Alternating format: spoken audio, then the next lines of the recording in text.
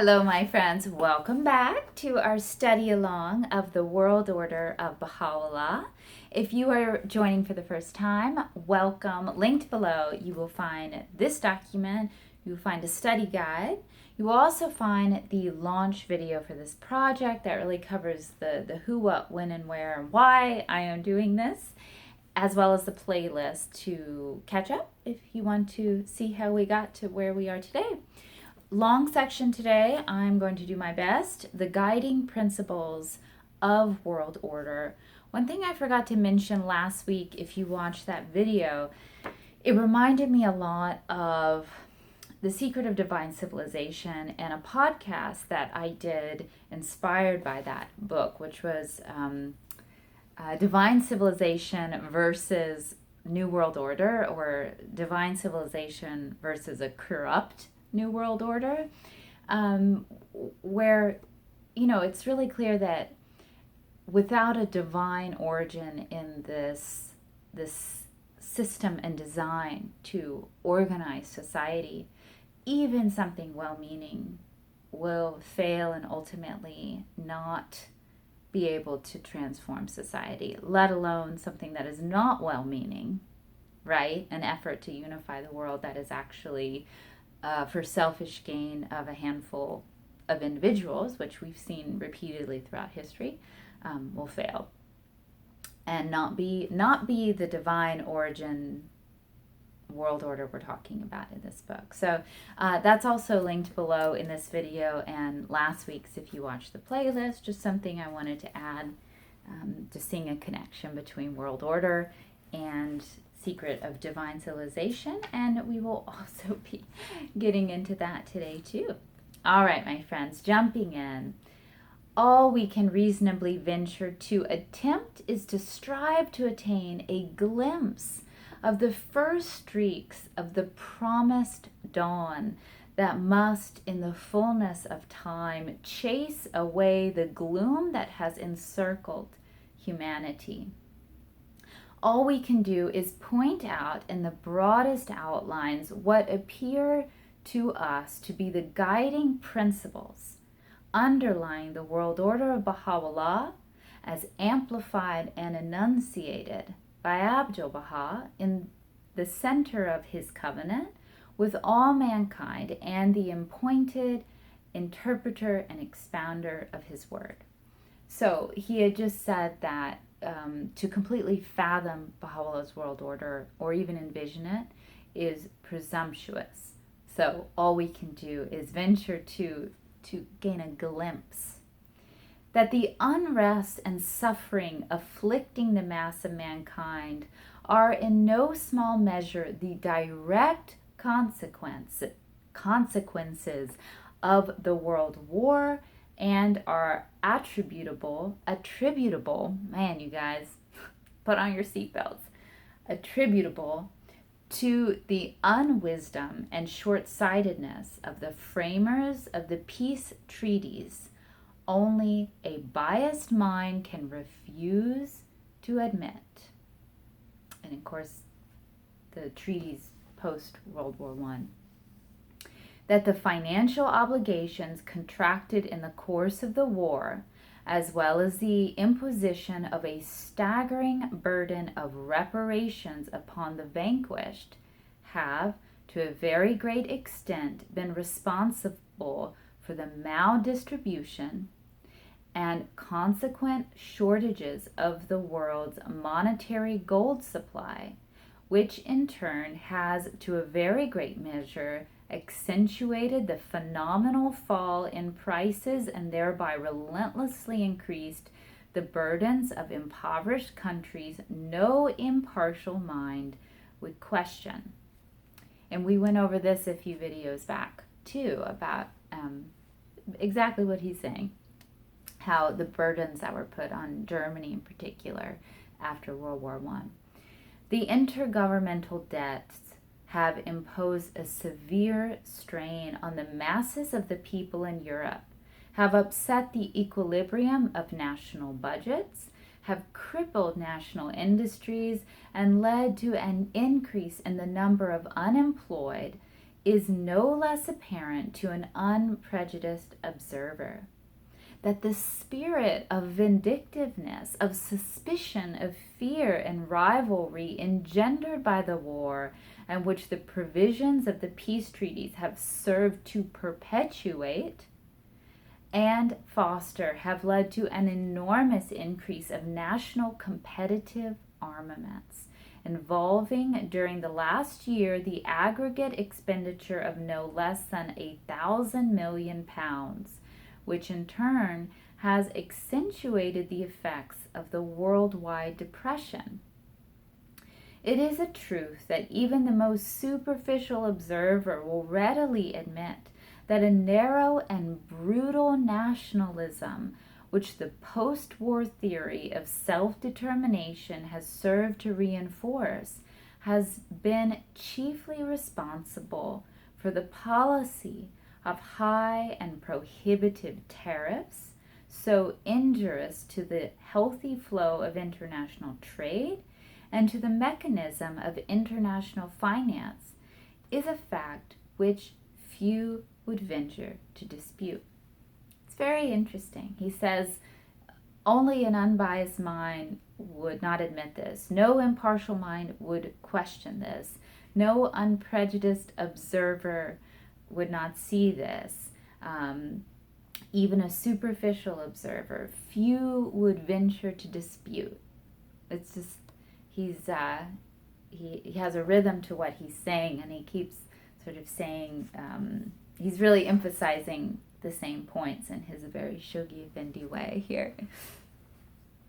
It would be idle, however, to contend that the war, with all the losses it involved, the passions it aroused, and the grievances it left behind, has solely been responsible for the unprecedented confusion into which almost every section of the civilized world is plunged at present.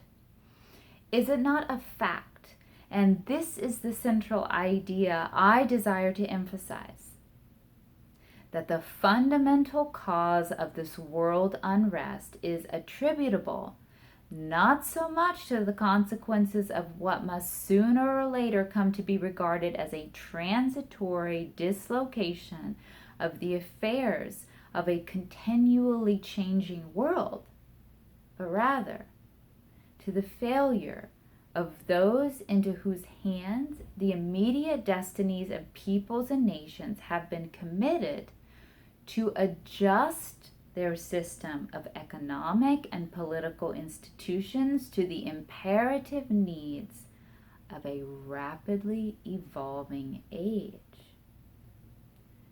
Are not these intermittent crises that convulse present-day society due primarily to the lamentable inability of the world's recognized leaders to read aright the signs of the times, to rid themselves once for all of their preconceived ideas and fettering creeds, and to reshape the machinery of their respective governments according to those standards that are implicit in Baha'u'llah's supreme declaration of the oneness of mankind, the chief and distinguishing feature of the faith he proclaimed, which is the oneness of mankind.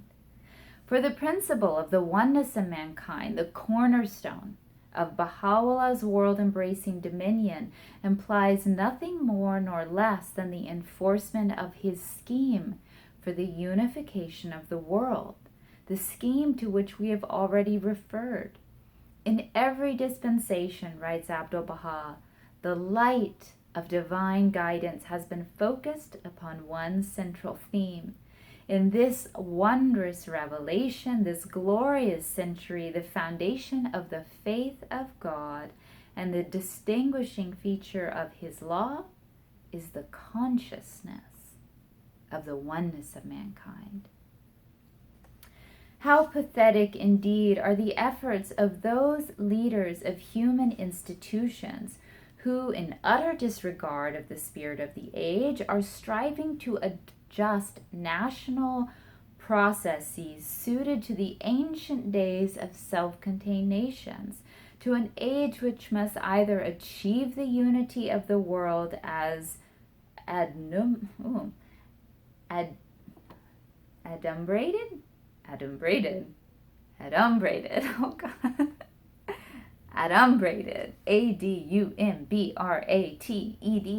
by Baha'u'llah, or perish. At so critical an hour in the history of civilization, it behooves the leaders of all the nations of the world, great and small, whether of east or west, whether victors or vanquished, to give heed to the clarion call of Baha'u'llah, and thoroughly imbued with a sense of world solidarity, the sine qua non of loyalty to his cause, arise manfully to carry out its entirety, the one remedial scheme he, the divine physician, has prescribed for an ailing humanity. Manfully carry it out. Very politically incorrect, but I like it. Let them disregard one for all every preconceived idea, every national prejudice, and give heed to the sublime counsel of abdu'l-baha, the authorized expounder of his teachings. You can best serve your country, was abdu'l-baha's rejoinder to a high official in the service of the federal government of the United States of America, who had questioned him as to the best manner in which he could promote the interests of his government and people. If you strive in your capacity as a citizen of the world to assist in the eventual application of the principle of federalism underlying the government of your own country to the relationships now existing between the peoples and nations of the world. You guys can help me understand that. You can best serve your country if you strive in your capacity as a citizen of the world to assist in the eventual application of the principle of federalism underlying the government of your own country to the relationships now existing between the peoples and nations of the world. Cool. So,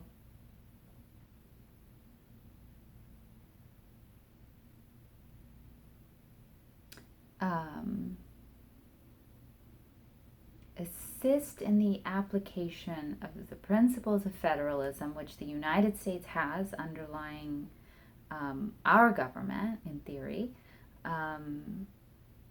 to the other nations of the world. So interesting, you guys. So the sort of the way of America, but a global sense. That totally makes sense, actually. Like how we have sovereign states that are unified in, the United States. So the united world of sovereign countries, but who see themselves as one and work together as one and have certain overriding laws. In The Secret of Divine Civilization, the mysterious forces of civilization, which I guess it used to be called, that's super interesting. The mysterious forces of civilization became The Secret of Divine Civilization. Abdu'l-Baha's outstanding contribution to the future reorganization of the world. We read the following. True civilization will unfurl its banner in the midmost heart of the world whenever a certain number of distinguished and high-minded sovereigns, the shining exemplars of devotion and determination, shall, for the good and happiness of mankind, arise with firm resolve and clear vision to establish the cause of universal peace. They must make the cause of peace the object of general consultation and seek by every means in their power to establish a union of the nations of the world. They must conclude a binding treaty and establish a covenant the provisions of which shall be sound, inviolable, and definite.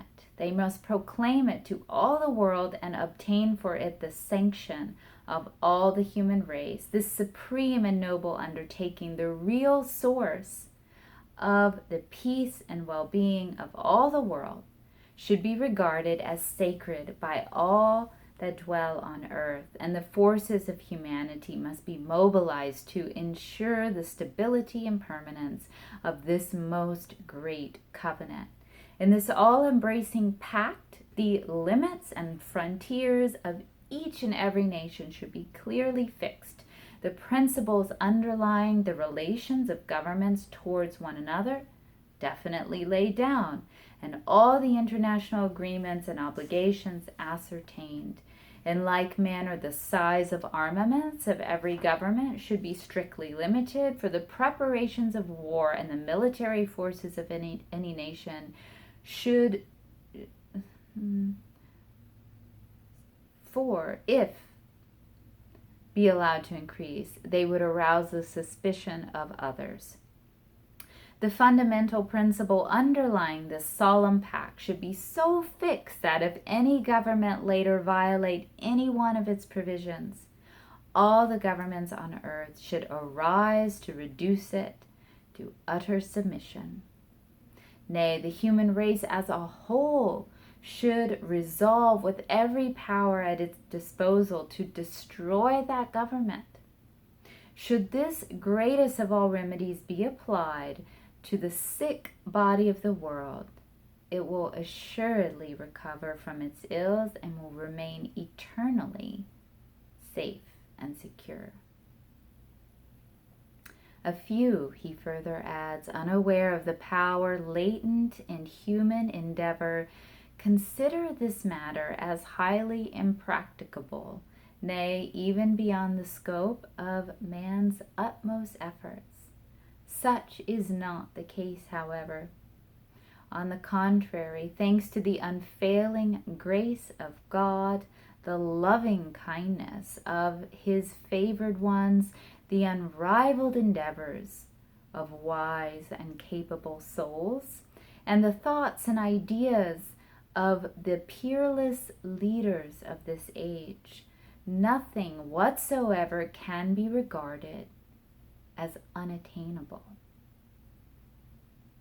Endeavor, ceaseless endeavor, is required.